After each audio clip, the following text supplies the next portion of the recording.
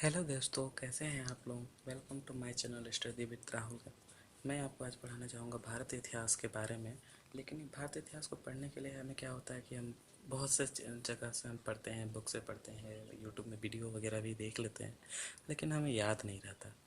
याद नहीं रहने का कारण है कि हम प्राचीन भारतीय इतिहास, मध्य भारतीय इतिहास, आधुनिक भारतीय इतिहास हम कहीं से भी उठा के किसी भी चैप्टर, किसी टॉपिक को उठा लेते हैं और पढ़ लेते हैं। बाद में क्या होता है, हम कंफ्यूज हो जाते हैं एग्ज़ाम पे। इसलिए हम इसे एक टेबल फॉर्म में मैंने कवर किया है कि हमें क्या क्या किस तरह से पढ़े कि हमें एग्ज़ाम में याद रहे। तो चलिए बिना किसी बात के हम शुरू करते हैं।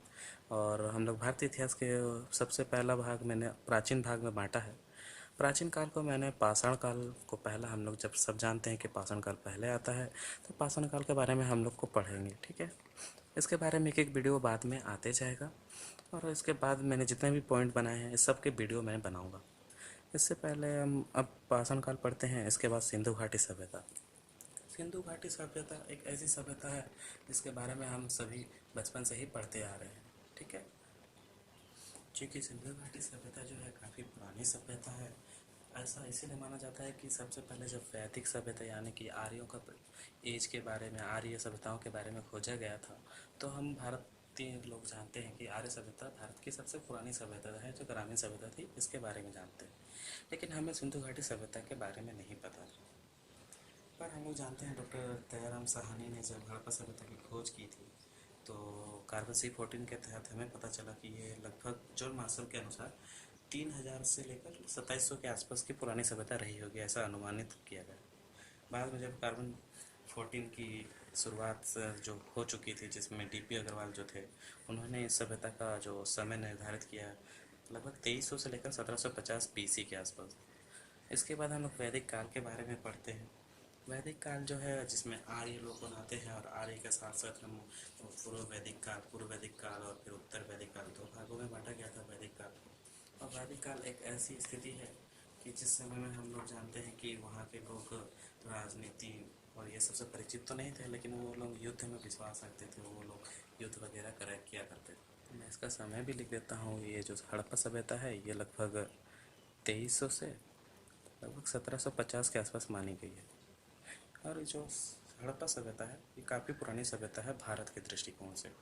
इसके बाद उत्तर वैदिक काल का समय, और उत्तर वैदिक काल जो है लगभग ये 1500 से लेकर 600 के आसपास का माना जाता है। और फिर इसके बाद हम लोग जानते हैं कि जैसे वैदिक काल समाप्त होता है, काफ़ी मतलब लोहा की खोज हो जाती है, तो धीरे धीरे प्रगति आने लगता है। और इसके बाद जो है राज्य, मतलब कि जन जो है जनपद में बदल जाते हैं, जनपद जो है महाजनपद में बदल जाते हैं, और महाजनपद का निर्माण होता है। तो हमें 16 महाजनपद के बारे में पढ़ना होगा। इसके बाद है धार्मिक काल। धार्मिक काल में हम लोग जानते हैं कि जैसे जिसे जिस जिस तरह से जनपद का उदय होता है, तो जो ब्राह्मण वंशी है ये सब पे बाह्य आडम्बर वगैरह या फिर जादू टोना, यज्ञ, हवन, ये सब से क्या हुआ कि काफ़ी लोग रुष्ट हो गए, काफ़ी बलि दिए जाने लगी। जिससे क्या हुआ कि अन्य धर्मों का मतलब उदय होता है, जैसे बौद्ध धर्म, जैन धर्म, इन सब का उदय होता है। उसके बाद आता है मौर्य काल।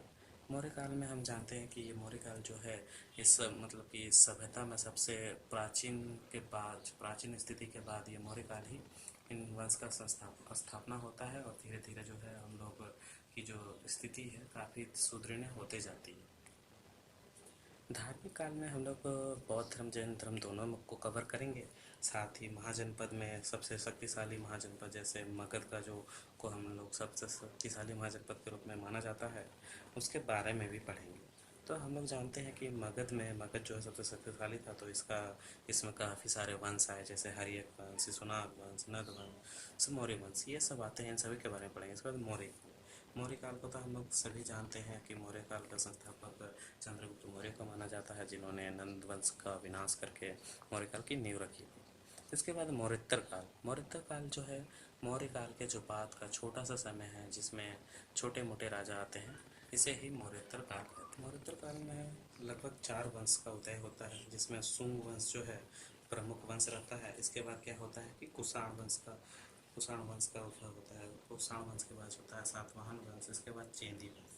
इसके बाद होता है क्या है कि भारत का में जो है बाह्य आक्रमणकारियों का आगमन हो जाता है, क्योंकि ये जो है मौर्योत्तर काल काफ़ी कमज़ोर राजा रहते हैं जो कि बाह्य आक्रमणकारियों को रोक नहीं पाते हैं।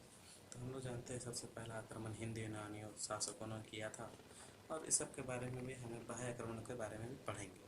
इसके बाद जो है कि गुप्त काल का जो समय है ये फिर काफ़ी प्रसिद्ध रहा है, मतलब प्राचीन कला की दृष्टि से, प्राचीन काल की दृष्टि से गुप्त काल को स्वर्ण काल भी कहा जाता है। फिर गुप्तोत्तर काल जिसमें गुप्त का पतन होता है, और इसमें काफ़ी कौन कौन से राजाओं जो हैं कि छोटे मोटे राजाओं का उद्भव होता है, इसके बारे में हमें पढ़ना है। फिर पूर्व मध्यकाल, लगभग मध्यकाल को स्टार्टिंग जो है पूर्व मध्यकाल से शुरू होता है, जिसमें राजपूत और दक्षिण भारत के जितने भी क्षेत्र हैं इसके बारे में हमें पढ़ना है। फिर आ जाते हैं हम लोग मध्यकाल। चलिए मध्यकाल में शुरू करते हैं। तो मध्यकाल जो है इसमें सल्तनत काल, मुगल काल, विजयनगर, बहमनी और मराठा और धार्मिक पतन के बारे में हमें मध्यकाल में जानकारी मिलती है, और हमें इतना ही पढ़ना है क्योंकि एग्ज़ाम के दृष्टिकोण से यही सब पूछे जाते हैं एग्ज़ाम पे। सल्तनत काल जो है जिसमें दिल्ली सल्तनत के बारे में हमें जितने भी सल्तनत के शासक हैं इन सभी के बारे में पढ़ना है। इसके बाद मुग़ल शासक हम सभी जानते हैं। फिर विजयनगर जो दक्षिण भारत का जो क्षेत्र है, यहाँ पर विजयनगर का साम्राज्य था। फिर आ गया बहमनी साम्राज्य और मराठा साम्राज्य। इन दोनों का जो दक्षिण भारत में तनातनी था आपस में, इसके बारे में पढ़ना है। और बहमनी साम्राज्य और मराठा साम्राज्य के बीच जो स्थिति थी युद्ध की, इन सभी के बारे में हमें पढ़ना है। फिर कैसे कैसे धार्मिक पतन होता है और आधुनिक युग का आरंभ होता है और विदेशियों का आगमन हो जाता है भारत में। भारत में विदेशियों का जब आक्रमण होता है तो वो लोग साम्राज्य स्थापना करते हैं। साम्राज्य की जब स्थापना हो जाती है तो धीरे धीरे क्या करते हैं कि भारत की आर्थिक स्थिति को उन्होंने खोखला करते जाते हैं और आर्थिक शोषण भी करते हैं साथ में। फिर क्या होता है कि वो भारत के सामाजिक, धार्मिक और इन सभी में भी दखल अंदाजी करने लगते हैं। और इससे स्थिति हो जाती है कि फिर जो भारतवासी है कि शोषण और धार्मिक इन सभी शोषणों के कारण क्या होता है कि वो रुष्ट हो जाते हैं, और फिर एक दिन 1857 की क्रांति का शुरुआत या नींव रखी जाती है। इससे फिर भारत को स्वतंत्र करने की आज़ादी जल्दी आती है। फिर स्वतंत्रता संघर्ष होता है जिसमें बहुत सारे आंदोलन होते हैं, किसान आंदोलन, जनजाति का आंदोलन, गांधी आंदोलन, गवर्नर जनरल और वायसराय। इन सभी को हमें पढ़ना होगा अरेंज वे पे। इसके बाद स्वतंत्रता के बाद का समय जिसमें जब भारत आज़ाद हो जाता है, इसके बाद क्या होता है कि 1750 के बाद लगभग एन.एम. गुट जो हम लोग जानते हैं इसके बारे में पढ़ेंगे। बाद में मैं आपको इसको विस्तार से बताऊंगा। फिर नई आर्थिक नीति 1991, ये जो नई आर्थिक नीति के तहत भारत को कैसे आगे ले जाना है, चलाना है, इसके बारे में हमें पढ़ना होगा। तो चलिए दोस्तों, ये था टेबल फॉर्म जिसको आप स्क्रीनशॉट ले भी सकते हैं, और इसी तरह से अगर हम लोग पढ़ेंगे तो कभी भूलेंगे नहीं और हमें हमेशा याद रहेगा। तो आप स्क्रीनशॉट ले लीजिए। और कई लोग बोलते हैं कि हिस्ट्री पढ़ने से फिर भी याद नहीं होता है, ऐसा होता है वैसा होता है। तो कभी कभी क्या होता है कि आप एक टेबल फॉर्म के तौर पर याद कीजिए, टेबल फॉर्म या फिर चार्ट के द्वारा। जैसे कि मान लीजिए कि आप अधिकतर हम भूल जाते हैं कि कौन सा जगह कहाँ पर है, तो हम भारत का मैप छोटा सा हम बना है देते हैं। खैर मैं इतना अच्छा नहीं बना पाता हूँ, फिर भी कोशिश करूँगा कि अच्छा बने। थोड़ा सा यहाँ का मिस्टेक हो गई है, खैर कोई बात नहीं। तो जैसे हड़प्पा का जो क्षेत्र है, ये सारा क्षेत्र हड़प्पा का है। तो आप एक टेबल फॉर्म बनाइए। टेबल में आप लिखिए कि ये हड़प्पा है। हड़प्पा में आप लोग जानते हैं कि हड़प्पा या सिंधु सभ्यता, सिंधु सभ्यता जो है या फिर हड़प्पा सभ्यता, ये कहाँ स्थित था वर्तमान पे। तो यहाँ पर हम लोग जानते हैं कि वर्तमान में यह सिंधु नदी जो हड़प्पा है ये रावी नदी के किनारे स्थित है, और जो अब ये वर्तमान में पाकिस्तान में। इस तरह से हम टेबल फॉर्म तैयार करेंगे। आगे मैं इसको आपको टेबल फॉर्म में बता दूंगा अगले आने वाले वीडियो में, पर इस तरह से आप याद करेंगे तो कभी नहीं भूलिएगा। थैंक यू दोस्तों। आप मेरे चैनल को सब्सक्राइब कीजिए, लाइक कीजिए और शेयर करके सभी दोस्तों को बताइए। मेरे वीडियो को देखने के लिए धन्यवाद। Thank you.